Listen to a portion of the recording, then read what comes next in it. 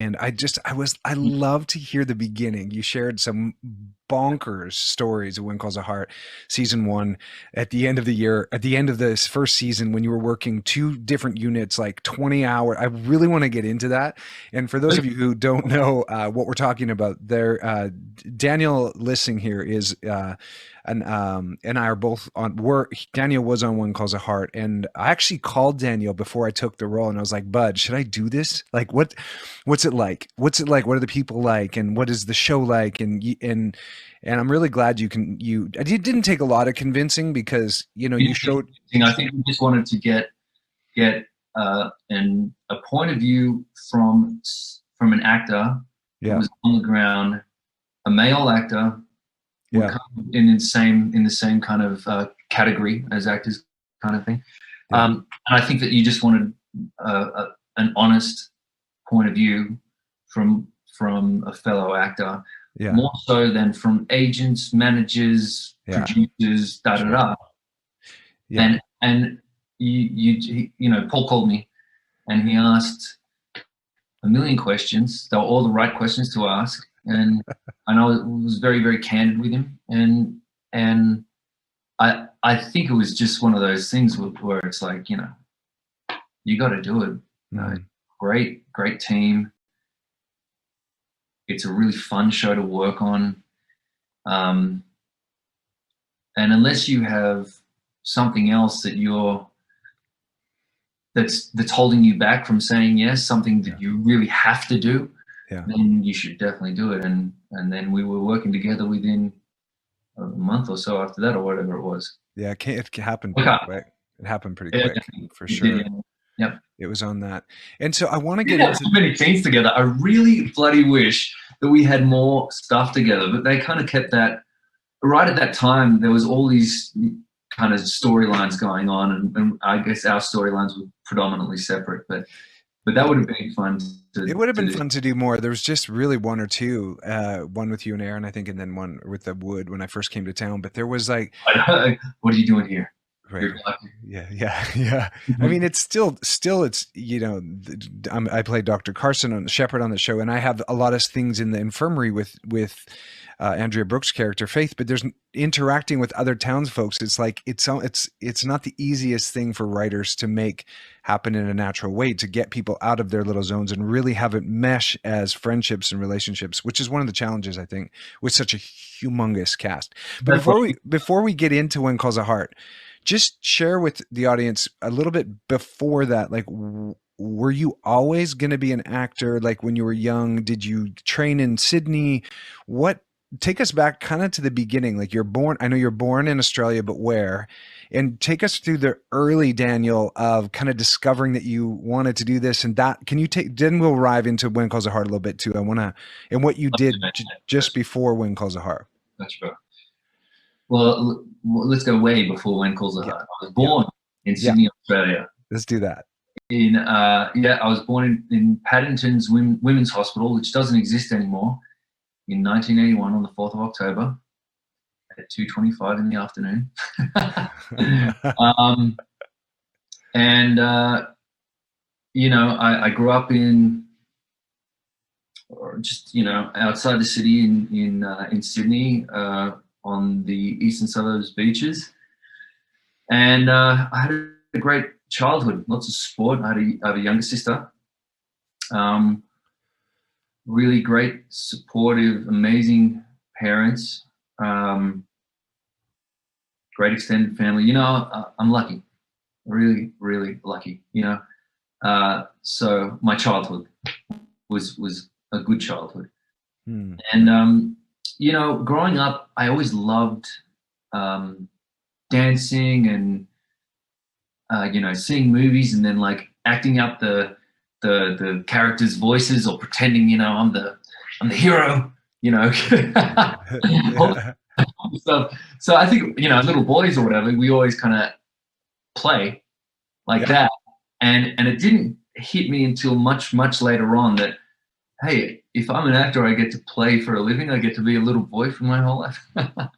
Right. But I was a movie buff. I still am. TV show buff. I love my couch time. I really am Really? yeah, dude, I'm so lazy sometimes, I'll just sit there for like 2 days straight and binge shows and watch movies. Mhm. Um, it's my favorite thing to do, and it inspires me. Sure. That's the thing. I get inspired by great content or great writing or, I mean, especially great performances. Mhm. But growing up, I it didn't. I think you have that fantasy. I want to be a movie star or something like that.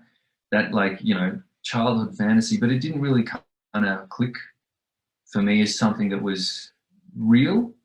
I ended up in my later teens, picking up a guitar and kind of falling a little bit in love with music. And so when I had left school, the first thing I did, uh, well, actually, I was a forklift driver in a steel company for about 9 months. That How was how did you get from Sydney to being at a steel plant doing Fort Lake? Because Sydney is a pretty it's in happening. Sydney. It's in Sydney. Sorry. It's in Sydney, western suburbs of Sydney. Okay, got it. Yeah, yeah, yeah. So Just we've got our own part of the city, like any other city. uh-huh. Uh, and all that. While during that time, I was writing music and learning my craft a little bit more. I was a roadie for some bands and things like that. I just knew I wanted to be in the music industry. That's it. I just wanted to play music and tour and sing and all that kind of stuff, right? And so I did that. I did that for years. I ended up having a company that I was sort of booking and performing corporate gigs for big companies and booking entertainment, and then I would have my band as well that would do these big kind of cover gigs. And that was the bread and butter while I was writing and recording and producing original music.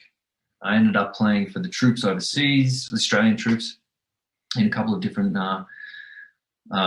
parts where troops was stationed. That's one of my proudest things. I was recognised by the Australian Defence Force, given like a medal of like service. So that was All right. it still hangs on my wall to this day.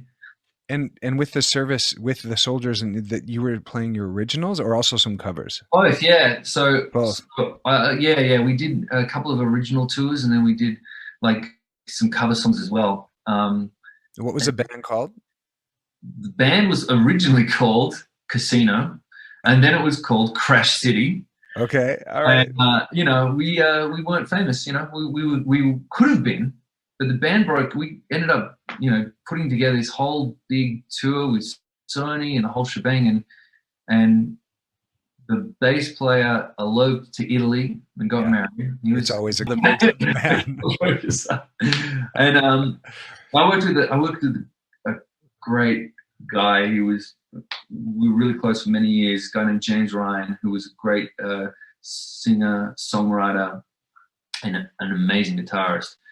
And we just wrote. I mean, we must have written 50, 60 songs together in a couple of year period there, and we had a good library of music that we recorded and that we were ready to sort of take on, but it wasn't meant to be. And I guess I went through a period of time in my mid-20s. There were things going on outside, in personal life and things like that that were challenging as well. And so I found myself through my music managers working, going to some auditions for like acting stuff, like commercials and things like that.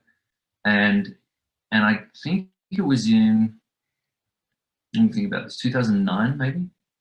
And I was 26, 27, something like that. I got to do the math, but it's around there, 27, Yeah.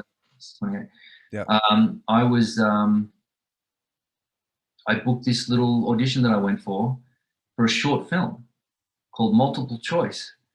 And I had no idea what I was doing as an actor, but it was through my music managers, and I thought this will be fun, whatever. Yeah.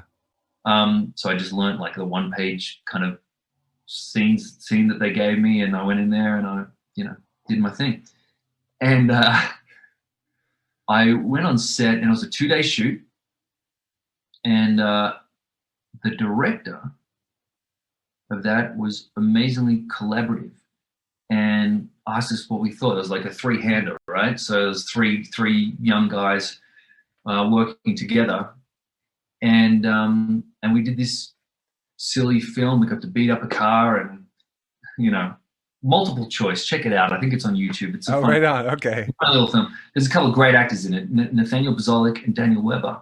And if you if you Google those guys, you'll see the amount of work they're doing over here in the States now. So killing it. Yeah, Was it their first thing?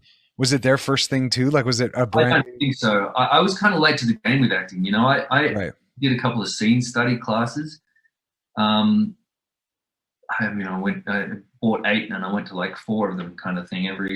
Was like wasn't too into the acting classes, Right. but that's changed. That's changed now. I mean, it's all about learning and growing as an actor. But at the time, I was like, whatever. Right. And the funny thing about that short film, that director, Mike Good, my producing partner now. So so that's where I met him. And you know why I became an actor?